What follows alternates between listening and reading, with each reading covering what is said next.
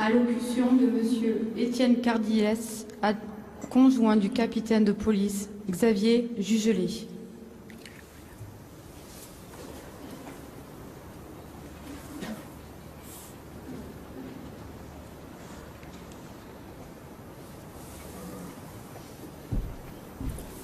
Voilà, première allocution.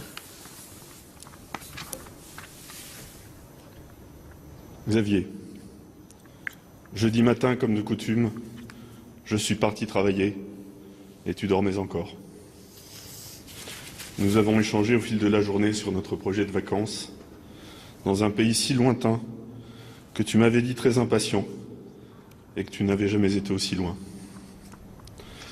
Les détails de visa, nos préoccupations d'hébergement envahissaient nos messages d'une frénésie d'autant plus joyeuse que nos billets d'avion étaient réservés depuis mardi. Tu as pris ton service à 14 h dans cette tenue de maintien de l'ordre dont tu prenais tant soin parce que ta présentation devait être irréprochable. Tes camarades et toi avaient reçu la mission de rejoindre le commissariat du 8e arrondissement où vous deviez, comme si souvent, assurer la sécurité du public sur cette belle avenue des Champs-Élysées. On t'a désigné comme point de stationnement le 102, avenue des Champs-Élysées, devant l'Institut culturel de Turquie. Ce type de mission, je le sais, te plaisait. Parce que c'était les champs et l'image de la France.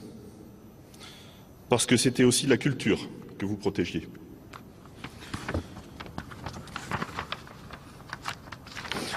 À cet instant, à cet endroit, le pire est arrivé. Pour toi et tes camarades.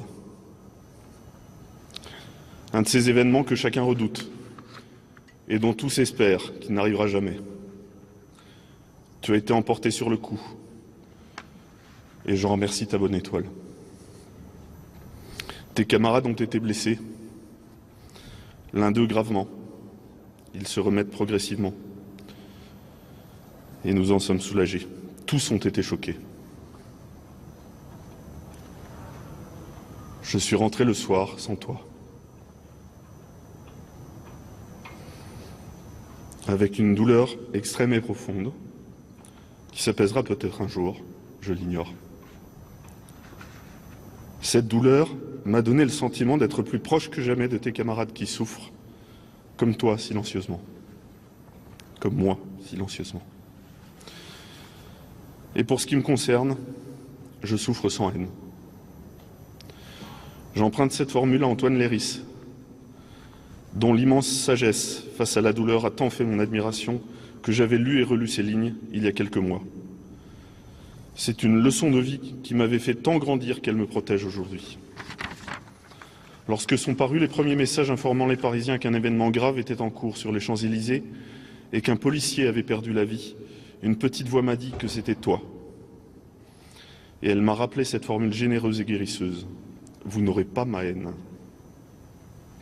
Cette haine, Xavier, je ne l'ai pas parce qu'elle ne te ressemble pas.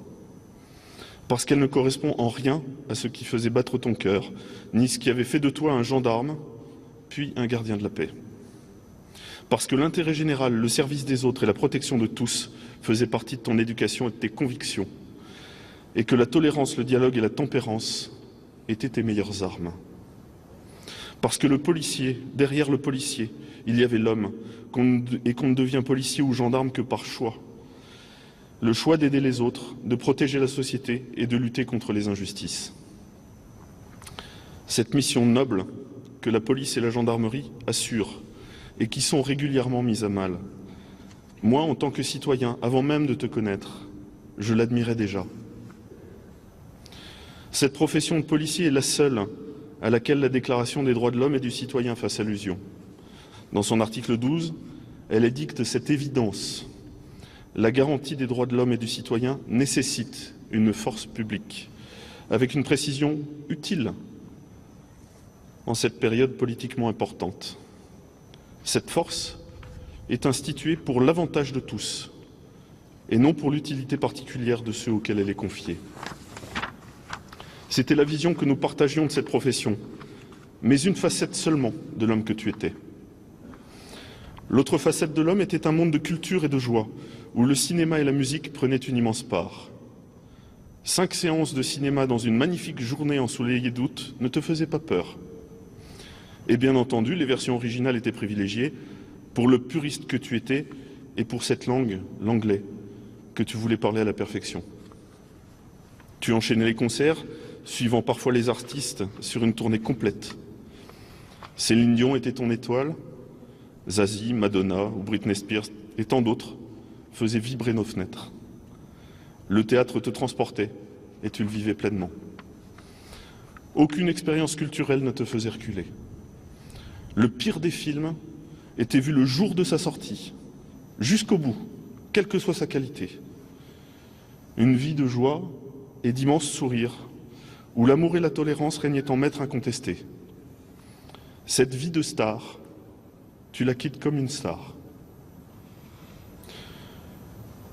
Je voudrais dire à tous tes camarades combien je suis proche d'eux.